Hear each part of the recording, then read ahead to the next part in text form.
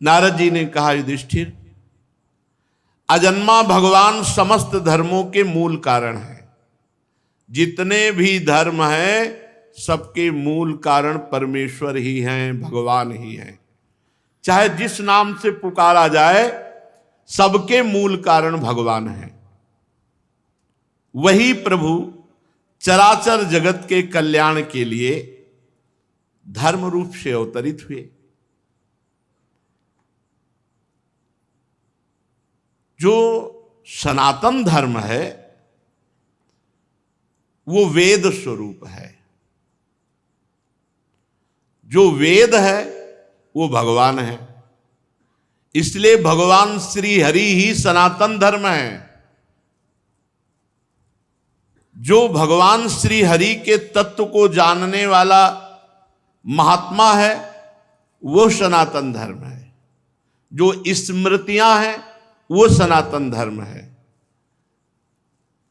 धर्म पूर्वक जब कर्म किया जाता है तो कभी आत्मग्लानि नहीं होती, सदैव आनंद प्राप्त होता है। और जब धर्म से विमुख आचरण किया जाता है तो आत्मग्लानि होती है। हमारे सनातन धर्म के 30 लक्षण हैं। ये देवर्षि नारद जी कह रहे हैं, सनातन धर्म क्या है? वेद। वेद क्या है? भगवान का साक्षात स्वरूप श्री हरि ही वेद रूप से हैं। तो सनातन धर्म वेद, सनातन धर्म श्री हरि और सनातन धर्म साक्षात भगवान का स्वरूप है। और ये 30 लक्षण हैं सनातन धर्म के। ये जो सनातन धर्मावलंबी जन हैं, ध्यान दें, हमारे सनातन धर्म के 30 लक्षण हैं ये। सबसे पहला है सत्य। ये जो झूठ बोलते हैं, अपने को सनातन धर्मावलंबी कहते हैं, ये धर्म का उल्लंघन कर रहे हैं। और अब 100 में कम संख्या होगी, 1000 में कोई एक हो जो इस बात पर विचार करता हो कि मैं झूठ ना बोलूं। 1000 में 100 तो नहीं पढ़ पाएगा। 100 में 99 बोले तो नहीं चलेगा। 1000 में एक कोई होगा जो ये विचारवान हो कि मैं सत्य बोलूं, झूठ ना बोलूं। हम लोग बड़े गर्व से कहते हैं हम सनातन धर्मावलंबी हैं। तो सनातन धर्म का पहला लक्षण है सत्य। और सत्य क्या है? भगवान। सब कोई जानता है, मरने के बाद जब शव यात्रा होती तो सब बोलते हैं राम नाम सत्य है। जैसे अपने ब्रज में बोला जाता है, कृष्ण नाम सत्य है, गोपाल नाम सत्य है, गोविंद नाम सत्य है। अगर भगवान का नाम जप नहीं करते तो किस बात के सनातन धर्मावलंबी? सत्य नहीं बोलते तो किस बात के सनातन धर्मावलंबी? रघुकुल रीति सदा चली आई, प्राण जाए पर वचन न जाए।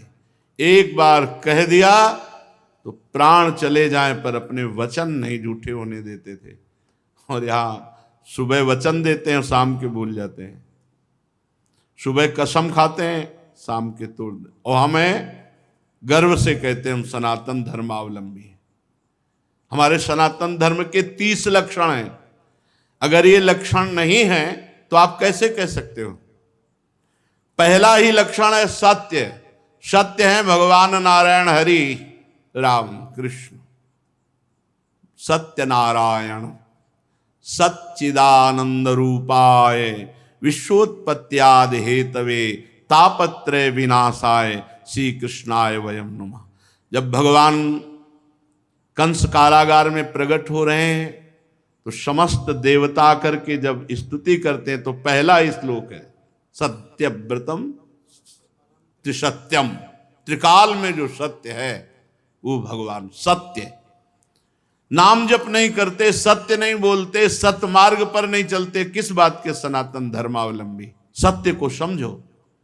दूसरा दया। ये हमारे सनातन धर्म के 30 लक्षण हैं। दया, सब पर दया। दया करने की सामर्थ्य उसी के हृदय में आएगी जो दया का उल्टा क्या है? याद। जिसे याद है कि मैं कौन हूं, मेरा कर्तव्य क्या है, मैं सनातन धर्मावलंबी हूं, मेरा कर्तव्य है सब पर दया करना और सदैव भगवान की याद में रहना और सत्य बोलना, सत्य आचरण करना। दो ये हुए। तीसरा है तपस्या, सनातन धर्म का लक्षण। तपस्या किसे कहते हैं? जो अपने धर्म में चलने पर कष्ट प्राप्त होता है उसे आनंद पूर्वक सहा जाए, उसे तपस्या कहते हैं। जो भी अपने धर्म पर चलने पे कष्ट मिले, काम आदि जलाते हैं, क्रोध आदि जलाते, बहुत प्रकार के ताप हैं। जैसे अब प्रातःकालीन बेला पर उठ करके स्नान करके अपनी दिनचर्या पे आना बड़ा कठिन है। 8 बजे तक खूब सोना, तो कहां वो 8 बजे तक सोना और कहां 2 बजे रात्रि के जग करके अपनी दिनचर्या करना। तो अपने धर्म के पालन में जो हमें कष्ट मिलता है उसे तपस्या कहते हैं। हमारे सनातन धर्म का तीसरा लक्षण है तप, तपस्या। चौथा है शौच। शौच माने पवित्रता, शरीर की बाहरी पवित्रता और हृदय की आंतरिक पवित्रता। ये सनातन धर्म है। खड़े खड़े लघु शंका करते हैं, पूरे कपड़े में छिट्टी पड़ती है, अपवित्र। शौचालय की सीट पर बैठकर लघु शंका करते हैं, उठे चल दिए, अपवित्र। शौच हुए, वैसे हाथ धो लिया चल दिए। नहीं, बाहरी और भीतरी दोनों पवित्रता होनी चाहिए। लघु शंका ऐसे स्थान पर करो जहां लौट कर तुम्हारे ऊपर छिट्टी न पड़े। हाथ धोइए, पैर धोइए, आचमन कीजिए। शौच उतने ही कपड़ा पहनकर होइए जितने प्रक्षालन धो सको। और साबुन मात्र से पवित्रता नहीं मानी जाती। साबुन से एक बार हाथ धो लो तो एक बार रज से जरूर हाथ धो। थोड़ी रज ले लो, मान लो आजकल बड़ी आधुनिकता है कि नालियां जाम हो जाएंगी, तो थोड़ी रज ले लो। और रज का स्पर्श ही पवित्र करता है। जल, मिट्टी, रज आदि से बाहरी पवित्रता, और छल कपट, गंदी बातें सोचना, गंदी बातों के संकल्प बनाना, ये सब अंदर की अपवित्रता है। इसका त्याग कर दे। छल कपट, गंदी बातों का चिंतन, गंदी बातों का संकल्प त्याग करने से आंतरिक पवित्रता होती है। और बाह्य और आंतरिक दोनों पवित्रता पूर्ण रूप से सुरक्षित रहेगी यदि धर्म का पहला लक्षण सत्य, सत्य है हरि, सत्य है हरि नाम, यदि नाम चल रहा है तो भीतर और बाहर दोनों से पवित्र रहोगे। सवायाभ्यंतर शुचि, वाय अभ्यंतर शुचि। जो नाम जापक है उस अंदर और बाहर दोनों से पवित्र रहता है। जब तक पवित्र नहीं रहोगे तब तक आप उच्च कोटि के विचार वाले नहीं बनोगे। पक्की बात समझना, जितना आप पवित्र रहोगे उतने ही आपको दैवी संपदा के विचार आएंगे, उतने ही दिव्य महापुरुष आपसे मिलने आएंगे अव्यक्त रूप से। अब आप समझो, ये बात हम कह रहे हैं, इसमें कितने % लोग बच रहे हैं। पवित्रता बहुत जरूरी है। पवित्रता, ये जो आज के लोग हैं ना, बोले मन पवित्र होना चाहिए। सर ये बाहरी सब क्या है, तो दिखावा है। तो मन कैसे पवित्र होगा? बाहरी तो तुम्हारा मन अपवित्र हुआ है, भोगों में, शरीर में, संसार में। तो यहीं से पवित्रता शुरू होगी, तब तुम्हारा मन पवित्र होगा। बाहर से पवित्र होते होते अंदर पवित्र हो जाओगे। बाहर अपवित्र है तो। हमारा सनातन धर्म का लक्षण चौथा है पवित्रता। पहला सत्य, फिर दया, फिर तपस्या, फिर पवित्रता। 30 लक्षण है। ये सनातन धर्म है, इसको समझो।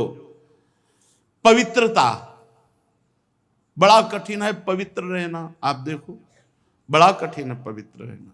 पवित्रता अत्यंत अनिवार्य है सब साधक के ध्यान। पवित्रता, अगर पवित्रता नहीं तो आपका विचार उत्तम नहीं हो सकते। आप महापुरुषों का जो चिंतन शैली है वहां नहीं पहुंच सकते।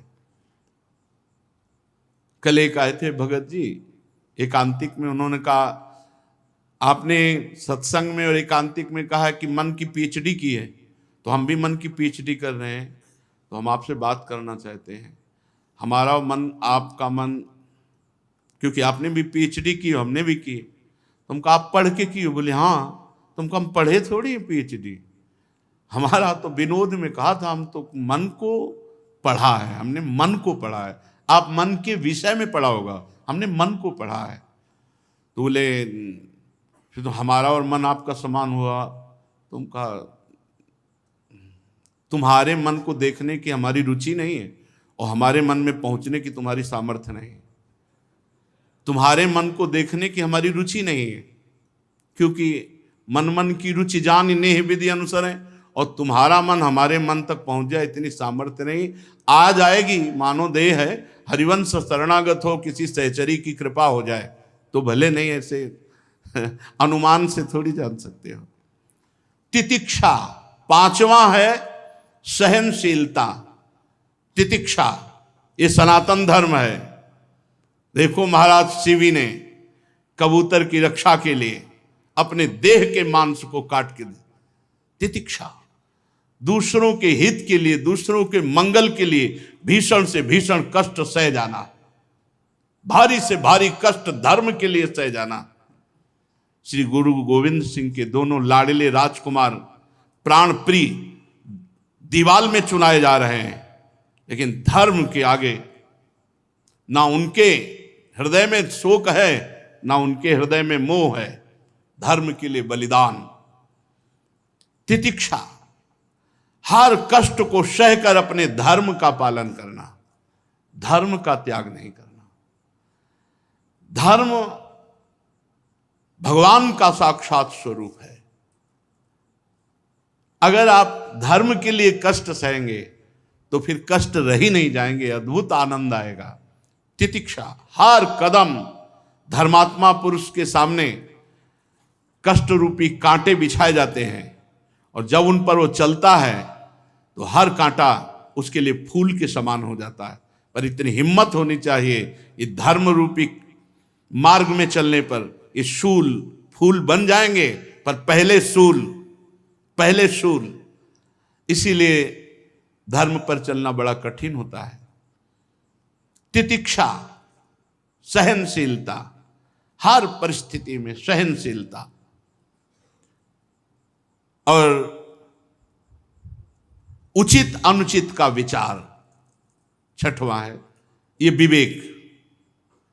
सनातन धर्म का छठा लक्षण विवेक, सत असत का विचार, उचित अनुचित का विचार।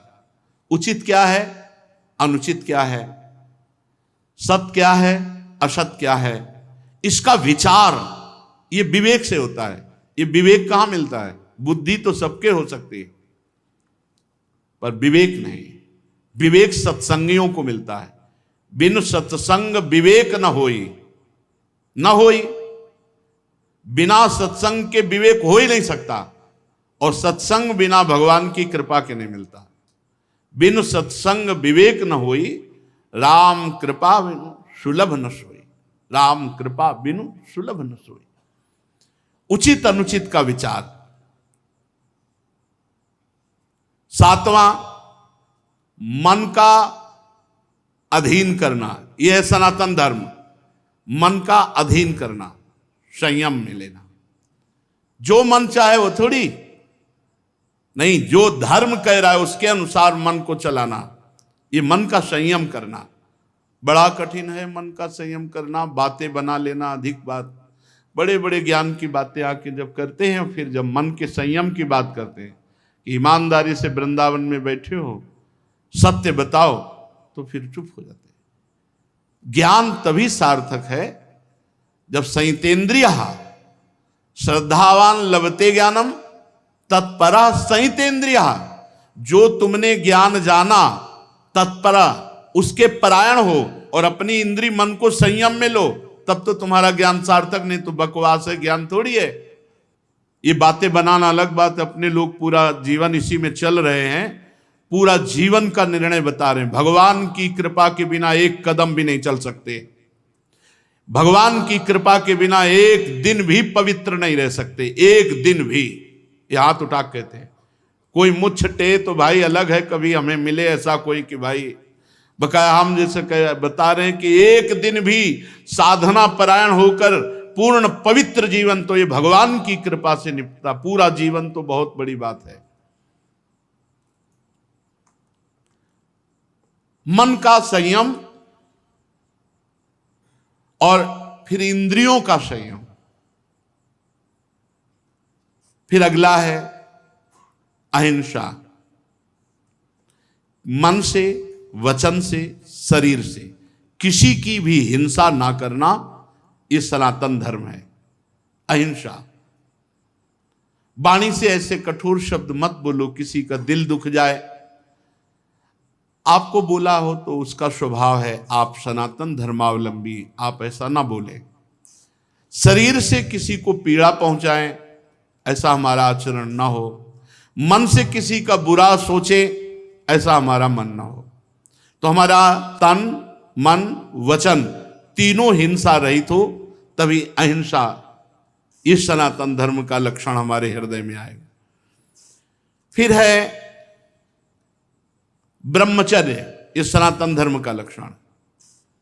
सत्य, दया, तपस्या, शौच, तितिक्षा, उचित अनुचित का विचार, मन का संयम, इंद्रियों का संयम, और 9वां अहिंसा, और 10वां ब्रह्मचर्य।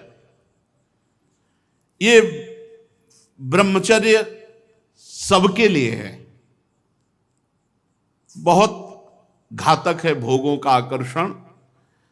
ब्रह्मचर्य के बिना पूरा का पूरा जीवन खोखला हो जाता है। मन से, वचन से और शरीर से, तीनों से ब्रह्मचर्य होता है। मन का ब्रह्मचर्य, विषयों का चिंतन ना करना, यहीं से नाश प्रारंभ होता है, पतन यहीं से होता है। ध्यायतो विषयान पुंसान संगास्तेषुपजायते, संगात संजायते कामः, कामः क्रोधो भी जायते, क्रोधात् भवति सम्मोहा, सम्मोहात् स्मृति विभ्रमा, स्मृति भ्रंशात् बुद्धिनाशो, बुद्धिनाशात् प्रणश्यति। सबसे पहला पतन जो होता है वो विषयों का चिंतन होता है। ध्यायतो विषयान पुंसान, जब हम भोगों का चिंतन करते हैं तो हमें भोगों की आसक्ति प्रकट होती, फिर संग करने का मन होता है। संगास्तेषुपजायते, जब हम विषयों का चिंतन करते हैं तो विषयों का संग करने का, विषय भोगने की इच्छा प्रकट होती। जहां विषय भोगने की इच्छा प्रकट हुई, कामराज्य हृदय में छा गया।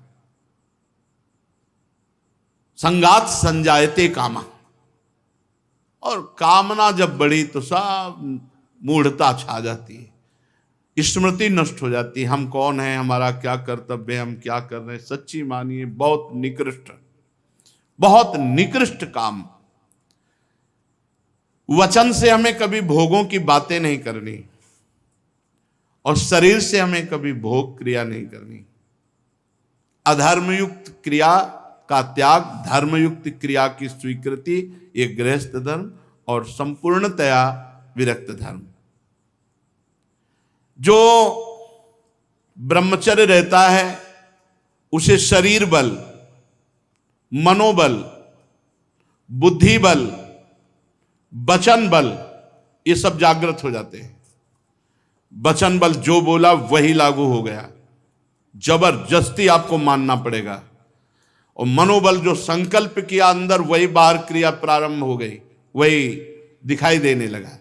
देह बल, रात दिन मेहनत करो फिर भी थकान नहीं।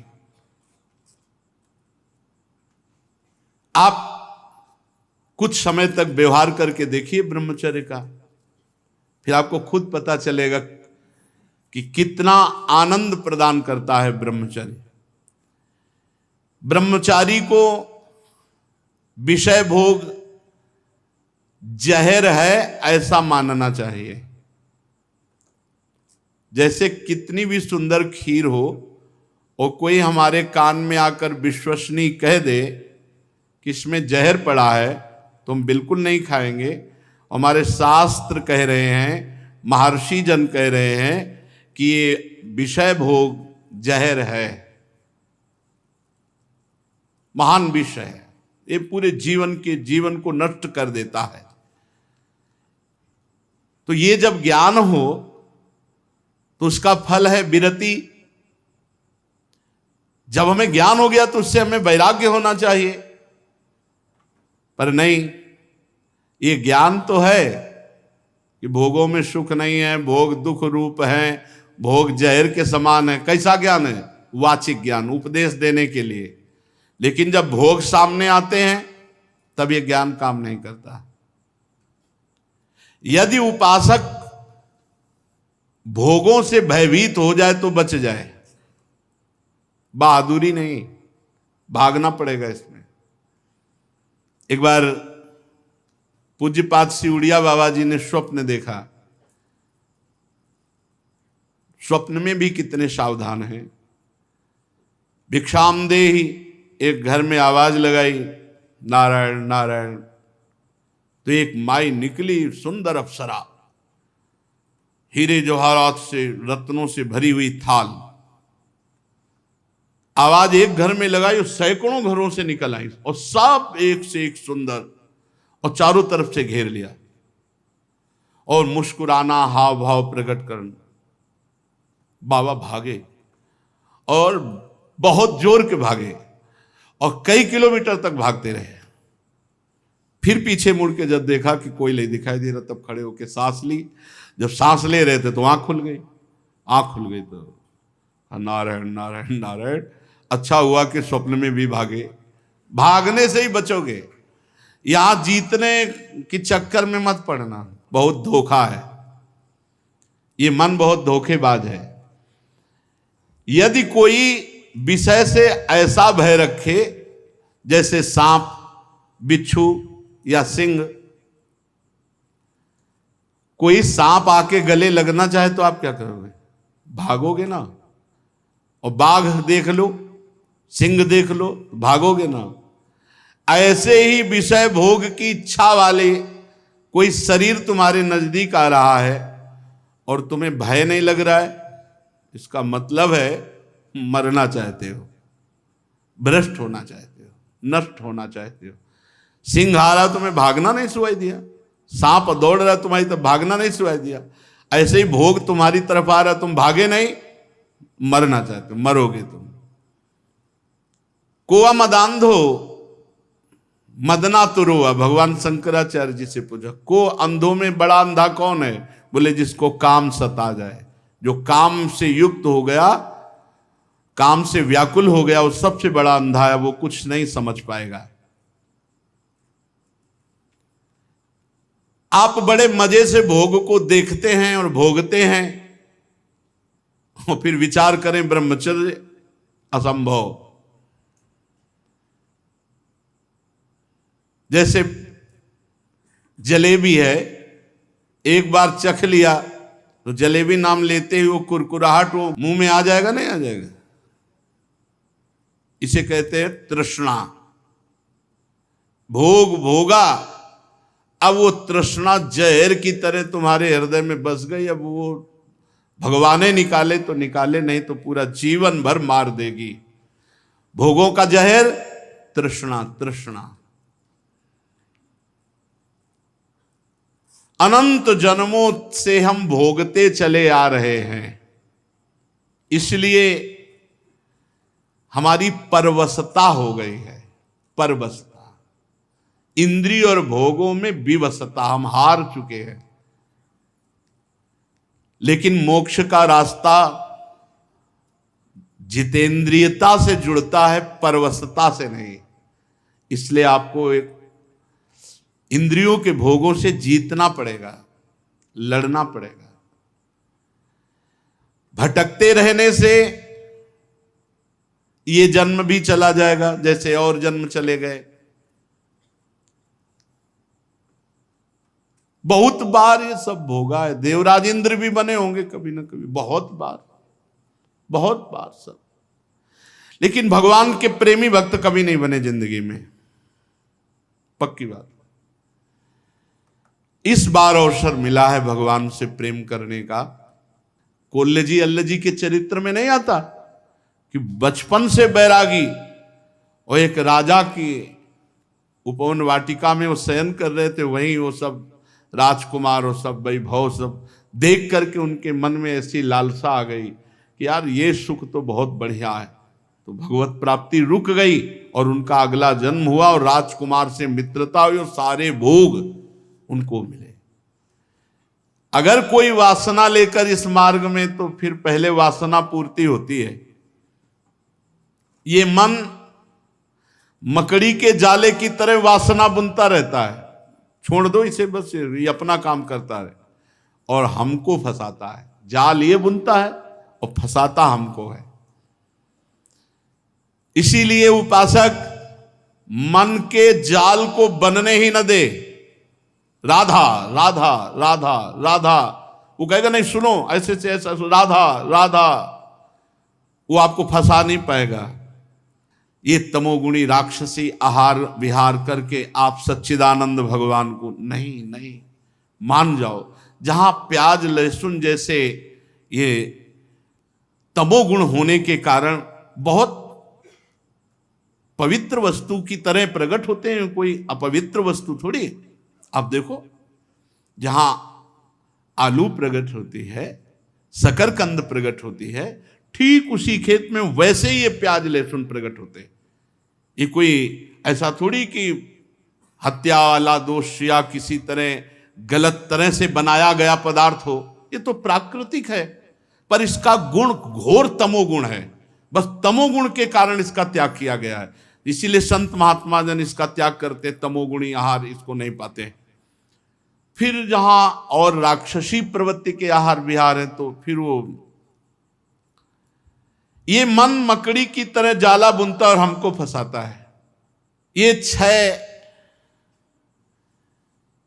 हमको हर समय फंसाए रखते हैं, काम क्रोध लोभ मोह मद मत्सर। यदि ब्रह्मचर्य रहना है तो हमें बहुत संभालना है तीन को। वाणी से हमको कभी भी ब्रह्मचर्यहीनता वाली बातें नहीं करनी। बहुत, ये बिल्कुल अनुभव की बात कह रहे हैं, अगर आपको जम जाए तो निकल जाओगे। किसी भी तरह से अश्लील बात, गंदी बात वाणी से नहीं निकालनी। मौन हो जाओ, मत बोलो। बहुत चीजें ऐसी होती हैं जो अनुभव करके बोली जाती है। वाणी से आप रोज किसी से कहो झूठी ऐसे, मैं आपके बिना नहीं जी सकता, मैं आपके बिना नहीं जी सकता। एक दिन आपके मन में आ जाएगा मैं आपके बिना नहीं जी सकता। एक दिन आप स्वीकृति स्वयं में कर लेंगे कि मैं आपके बिना नहीं जी सकता। वाणी से बोलते रहो, तुम देख लेना, एक दिन किसी एक से बोलते रहो मैं आपके बिना नहीं जी सकता। फिर दूसरे दिन बोलना मैं आपके, कुछ दिन में मन से आ जाएगा मैं आपके बिना नहीं जी सकता। फिर स्वयं में आ जाएगा मैं आपके बिना नहीं जी सकता। जब हम वाणी से गंदी बातें करते हैं तो तुरंत मन उसका चिंतन करता है और वो उल्लसित हो जाता है। इसलिए वाणी से पहला ब्रह्मचर्य। हमें रसना कटो जो अन्न रटो। अन्न बात जो प्रियालाल से विमुख करने वाली बात, जो कुत्सित बात विकारें, जो विकार बढ़ाने वाली गंदी बात है, वो हमें नहीं करनी। नियम ले लो, नहीं करनी। आज से नियम ले लेते। जितने लोग कथा सुन रहे हैं, कोई इसमें पैसा लगने की बात नहीं। वाणी से हम गंदी बात, अश्लील बात, गलत बात नहीं बोलेंगे। वाणी का ब्रह्मचर्य। वाणी से गंदी बात नहीं बोलेंगे, अश्लील बात नहीं बोलेंगे, जो भगवत विमुख करने वाली बात है हम नहीं बोलेंगे। नियम ले लो, हम कोई कसम खाने की बात थोड़ी कहते, नियम ले लो। जहां ऐसी बात आवे आप मौन हो जाओ। दूसरी बात, श्रवणेंद्री से हम कभी अश्लील बात नहीं सुनेंगे, गंदी बात नहीं सुनेंगे। बहुत प्रभाव पड़ता है, बहुत प्रभाव पड़ता है। श्रवणेंद्री से जो हम सुनते हैं उसका तत्काल मन पकड़ करके मनन करता है और वो उसी तरफ चल पड़ता है जिस तरफ की बात हम सुनते हैं। और नेत्रेंद्री से जो हम देखते हैं वो बहुत तुरंत प्रभाव पड़ता है। देखो, नेत्रेंद्री से ऐसे कोई ग्रंथ मत पढ़ो, कॉपी, ऐसी पुस्तिका जो ब्रह्मचर्यहीनता वाली है। ऐसे कोई दृश्य मोबाइल से मत देखो जो ब्रह्मचर्यहीनता वाले हैं। ऐसे कोई दृश्य बाहर मत देखो, पशु पक्षी आदि मैथुन करते हुए ऐसे कभी मत देखो। इसका बहुत बड़ा प्रभाव होता है। अगर इन तीन का संयम कर सको तो आपके ब्रह्मचर्य में बहुत लाभ मिलेगा। पहला वाणी से, दूसरा श्रवणेंद्री से, तीसरा नेत्रेंद्री से। और खास बात यह है कि जिससे हमारा ब्रह्मचर्य नष्ट होता है उससे सानिध्य न दे कभी। ऐसी कोई क्रिया, ऐसे कोई व्यक्ति का संयोग जो हमारे ब्रह्मचर्य का घात करे, बहुत बहुत सावधानी। पर ये ऐसा दलदल है कि एक बार जो फंस गया भगवान निकाल सकते हैं। जिस समय मन अपने स्वरूप में आया वो सब करवा लेगा। बहुत विचित्र है, बहुत विचित्र है, बहुत विचित्र मन का खेल। हमें ऐसा कोई रिश्ता नाता, कोई संबंध जो हमारे ब्रह्मचर्य को नष्ट कर रहा है, दूरी बनानी चाहिए। और भोजन का ब्रह्मचर्य पर बहुत बड़ा प्रभाव है। यदि आप अधिक मिर्च वाली, घर में ही बना के करें, अधिक मिर्च वाली, अधिक तेल घी वाली ये पदार्थ पाएंगे तो ब्रह्मचर्य स्वाभाविक नष्ट हो जाएगा बिना किसी क्रिया के। ब्रह्मचारी को एक बीमार की तरह भोजन पाना चाहिए। जैसे मूंग की दाल है, घिया की सब्जी, रोटी, बस, क्योंकि उसे पावर की जरूरत नहीं है, उसे अधिक पावर की जरूरत नहीं है। स्वयं में सामर्थ्य सुरक्षित है, इसलिए बाहरी पदार्थों से बादाम चबा रहे हैं, काजू चबा रहे हैं, हलवा खा रहे हैं और बहुत प्रकार के मीठा आदि। मीठा तो ब्रह्मचर्य में थोड़ा बस ले ले, इसके बाद अधिक मीठा भी वो जहर का काम करेगा, स्वाभाविक ब्रह्मचर्य को नष्ट कर देगा। जो भोजन कब्जियत बनाती है, अगर ऐसा भोजन पाया जाएगा तो ब्रह्मचर्य अपने आप स्वप्न दोष के रूप में नष्ट हो जाएगा। सात्विक भोजन, पेट साफ, बहुत आवश्यक है। हल्का भोजन, कम मात्रा में, पेट उधर, तो बहुत सुंदर आपके भजन की वृत्ति बढ़ेगी। आपका ब्रह्मचर्य बहुत लंबे समय तक आबाद चलेगा। बाजार की वस्तु तो ब्रह्मचारी को, ब्रह्मचारी होकर बाजार की वस्तु तो मुझे समझ में नहीं आता। बाजार की वस्तु तो नहीं खानी चाहिए, बनी हुई, बाजार की वस्तुएं बनी हुई। एक ही चीज को आप गौर से पा करके किसी एक चीज को बाजार की, फिर देखो आपके अंदर स्फुरणा क्या होती है। पहले कैसे हो रही थी, फिर कैसे हो रही। और आप पवित्र भोग लगा के श्री जी को पवा के पा के फिर देखो कैसी स्फुरणा हो रही भजन की। भजन परम पवित्र वस्तु, ऐसे थोड़ी होता। तुम जहां तहां अन्न खात सखी कहत आपकात, सकल देव से द्वंद जात रात सर्वस्व वही। सेवक जी महाराज जहां तहां अन्न खात, ऐसे बाजार का भोजन हो, बोले ब्रह्मचारी जी हैं, नहीं हो पाएगा भाई, ब्रह्मचर्य नहीं हो पाएगा। हाँ, नाम लिख सकते हो, टाइटल तो बन सकता है, लेकिन सही माने में आपका ब्रह्मचर्य, जब तक आपका आहार शुद्ध, अगर अपने धर्म को सुरक्षित रखना चाहते हो तो बाजार का भोजन। और छोटे छोटे बच्चों में बहुत सी गलतियां ऐसी आ चुकी हैं जो उनके जीवन को नष्ट कर रही हैं।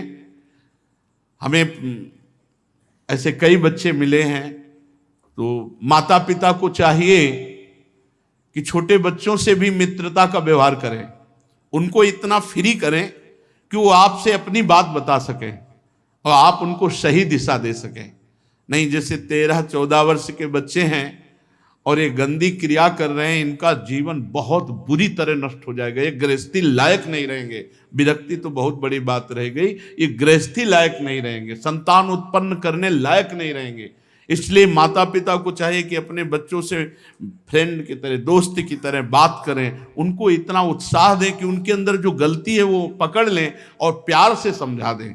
अगर हम बार बार बच्चों को समझाएंगे, नए नए बच्चे अभी गलत मार्ग में जो जा रहे हैं वो सुधर जाएंगे।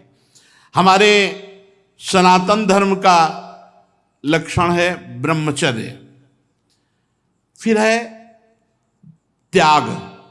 दूसरों को सुख देने की वृत्ति का नाम त्याग है। अपने सुख को दूसरों में बांटना, ज्ञान सुख, हमारे पास संपत्ति सुख, जो भी सुख है सबको भाव से, धर्म के अनुसार सुख देने की भावना ही वास्तविक त्याग है। शास्त्रों का नित्य स्वाध्याय करना यह सनातन धर्म का लक्षण है। स्वाध्याय रामचरितमानस है, गीता जी है, श्रीमद् भागवत है, गीता पुरुष से बहुत सी बड़े बड़े महापुरुषों की छोटी छोटी ग्रंथ हैं, जैसे पूज्य राधा बाबा के भाई जी, पूज्य जयदयाल जी, पूज्य स्वामी राम सुखदास जी महाराज, इन महापुरुषों की छोटी छोटी पुस्तिकाएं हैं, उनको ले लेना चाहिए। एक एक पेज रोज पढ़ना चाहिए। रोज अपने घर में चाहे 10 मिनट ही कहो, श्रीमद् भागवत या रामायण, इन गाथाओं को गाओ, जिससे तुम्हारा घर पवित्र हो, तुम्हारे परिवार के जनों के कान में पड़े तो मंगल हो। ये सनातन धर्म है। फिर सरलता, बहुत सरल स्वभाव होता है सनातन धर्म का अवलंबी का। ये मुख में कुछ और, हृदय में कुछ और, आचरण में कुछ और, ये छल कपट नहीं। सरल स्वभाव न मन कुटिलाई, सनातन धर्म भगवत स्वरूप है। फिर संतोष, जिसमें भगवान प्रसन्न हो, हमें बिल्कुल वैसे ही राजी रहना है। हमें इंद्रिय और मन के अनुसार ऐसे आचरण नहीं करने जो भगवान के विमुख हो। जैसे भगवान हमें रख रहे हम उसमें संतुष्ट हैं, जैसी परिस्थिति में रख रहे, पर सच्ची संतुष्टता भगवान के विधान में रत होकर के भगवत आचरण करने से होगी, भगवत विमुख नहीं। जिसमें भगवान राजी वही हमारे श्री कृष्ण अनुकूलेन प्रतिकूल से विसर्जनम, संतोष आ जाएगा, हृदय शीतल हो जाएगा।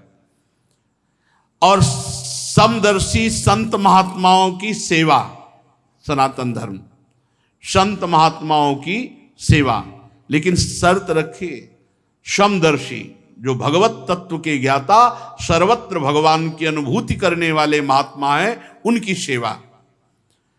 धीरे धीरे भोगों की निवृत्ति का अभ्यास, सनातन धर्म। मनुष्य के अभिमान का फल बड़ा उल्टा विनाशकारी होता है, ऐसा विचार करके अभिमान का त्याग और मौन, वाणी से अधिक न बोलना, संयम पूर्वक बर्ताव करना या मौन रहना। भगवत चिंतन देख लो, ये सनातन धर्म के 30 लक्षणों में हर समय भगवत चिंतन परायण, नहीं तो सनातन धर्मावलंबी नहीं माने जाओगे। प्राणियों को उत्तम उत्तम भोजन पदार्थ बांट करके खाना।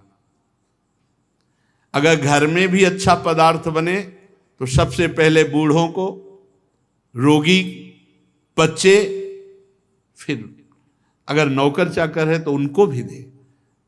ये बात ध्यान रखना, अगर कोई नौकर देख रहा है, आप अच्छे पदार्थ पा रहे हो, आपने उसको नहीं दिया, ये अपराध है आपका, आपके लिए वो हानिकारक हो जाएगा। पहले हम इतना ही दे दे, एक दोने में थोड़ा अच्छा पदार्थ ले जाओ, पाओ जा करके, और फिर आप पाए। कोई ऐसा ना हो कि आप अच्छे पदार्थ पा रहे हो, उसका हृदय देख करके ललचा गया, तो उसके हृदय में भी भगवान विराजमान है, वो भोजन तुम्हारे लिए हानिकारक हो जाएगा। अच्छे अच्छे पदार्थ दूसरों को बांट करके, पवा करके पाना।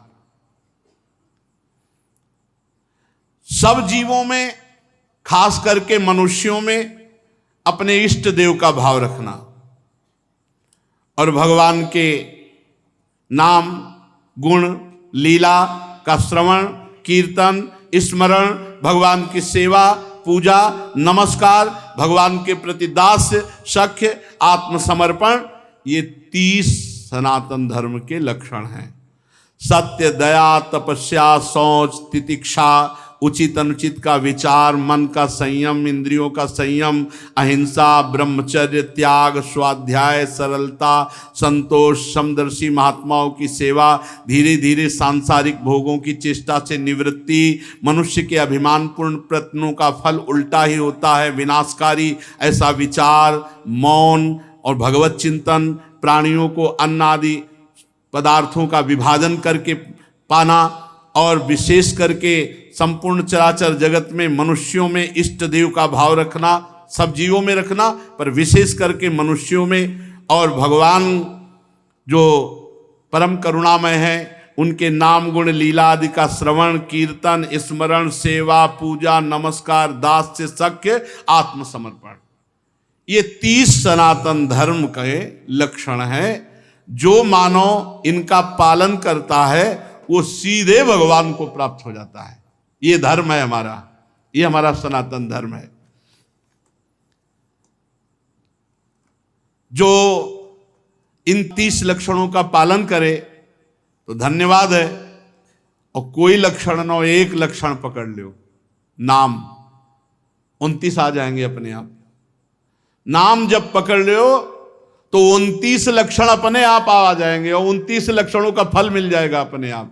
ना 30 याद रहे आपको तो एक याद कर लो, भगवान का जो नाम प्रिय हो, खूब नाम जप करो, इसी से सब। सावयम पुंसाम परो धर्मो यतो भक्ति अधोक्षजे, जिससे भगवान अधोक्षज में भक्ति हो जाए वही परम धर्म है। तो नाम जप करो, नाम जप से सब धर्मों का अपने आप पूर्णता हो जाएगी।